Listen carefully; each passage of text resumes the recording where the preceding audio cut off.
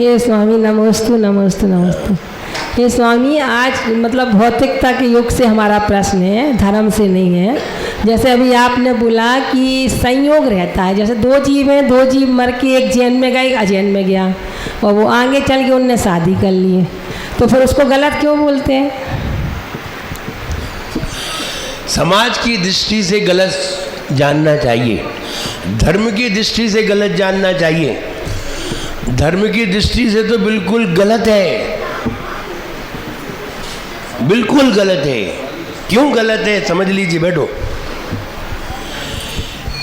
एक जो पुरुष है वो व्यक्ति जैन धर्म को मानने वाला है, जैन धर्म को स्वीकार करता है, दिगंबर धर्म को स्वीकार करता है, भगवान का दर्शन करता है। दूसरी है वो पंजाबी है, उसे जैन धर्म का एक अक्षर नहीं मालूम। अब जब संयोग होगा, संतान होगी, तो कैसी होगी? जैन धर्मी होगी कि अजैन धर्मी?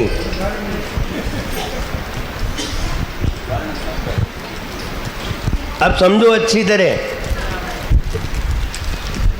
है ना। नपुंसक की उत्पत्ति ऐसे ही नहीं हो जाती, और नपुंसक ऐसा नहीं है कि घरों में जन्म नहीं लेते, घरों में ही जन्म लेते हैं। ऐसी विकृति क्यों हुई? ऐसी विकृति आप इसीलिए कहा है कि अपने घर में कुलीन बहू को लाइए। अगर कुलीन बहू आई तो तुम्हारे घर में लक्ष्मी आएगी, क्योंकि वो संतों को बुलाएगी, और संत आएंगे तो अपने आप घर में लक्ष्मी आएगी। और अकुलीन आ गई तो न तुम घर के रहोगे न समाज के रहोगे, आगे रहोगे कहाँ? किसके बीच में रहोगे? चार लोगों के बीच में बैठना मुश्किल हो जाएगा। इसलिए वो दोष क्या है? सबसे बड़ा दोष है। इसलिए हम बांसवाड़ा गए, बांसवाड़ा में एक बहुत बढ़िया नियम देखा हमने, और यहाँ हम जरूर बताना चाहेंगे, सब जगह बताते हैं। वहाँ एक बहुत बढ़िया नियम है। वहाँ एक कॉलोनी में 400 घर हैं, एक ही समाज, दूसरी नहीं, एक ही गोत्र सबका। लेकिन वहाँ एक विशेषता है, उनका कल्चर इतना बढ़िया है, बहुत ही बढ़िया कल्चर है। खान पान, रहन सहन सब एक क्लास में है। उनके यहाँ ये नियम है कि हमारे यहाँ की लड़की दूसरी जगह, दूसरे गांव में नहीं जाएगी, इसी मोहल्ले में शादी होगी। नियम बना दिया उन्होंने, इसी मोहल्ले में शादी होगी, इसी समाज में शादी होगी। जब इस मोहल्ले में व्यवस्था न बने तो अगले मोहल्ले में जाए तो इसी समाज में होगी, दूसरी समाज में नहीं होगी। और अगर तुमने दूसरी समाज में शादी की तो समाज का जो मुखिया है ना, वो तुम्हारे यहाँ नहीं जाएगा, और वो नहीं जाएगा तो समाज के लोग भी नहीं जाएंगे। कितनी बढ़िया व्यवस्था है। वहाँ साधु जब पहुँचते हैं तो हर घर में चौके लगते हैं, हर घर में। मेरा वर्षा योग हुआ 2011 में,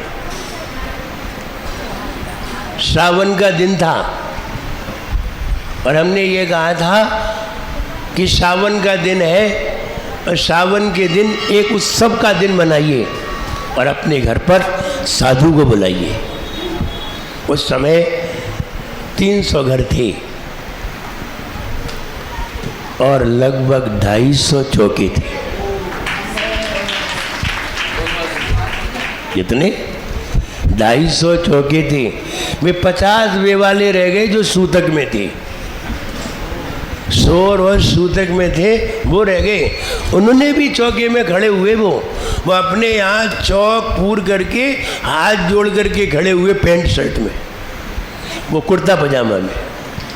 धोती दुपट्टा गाय को पहने, हमारे यहाँ चौका है ही नहीं है। लेकिन उन्होंने पड़गान तो किया। हम ये कहे एक भी घर ऐसा नहीं था जो घर ये कहे कि मेरे यहाँ साधु नहीं आ सकते, हम सबके यहाँ साधु आ सकते हैं। सबसे बड़ी बात है कि वहाँ लड़ाई नहीं होती, क्योंकि सब एक दूसरे के रिश्तेदार हैं। पत्थर भी फेंकते हैं तो रिश्तेदार के यहाँ गिरता है। तो वो कहते हैं हमारे यहाँ कभी लड़ाई नहीं होती, आपस में कभी हाथापाई नहीं होती, लड़ाई नहीं होती।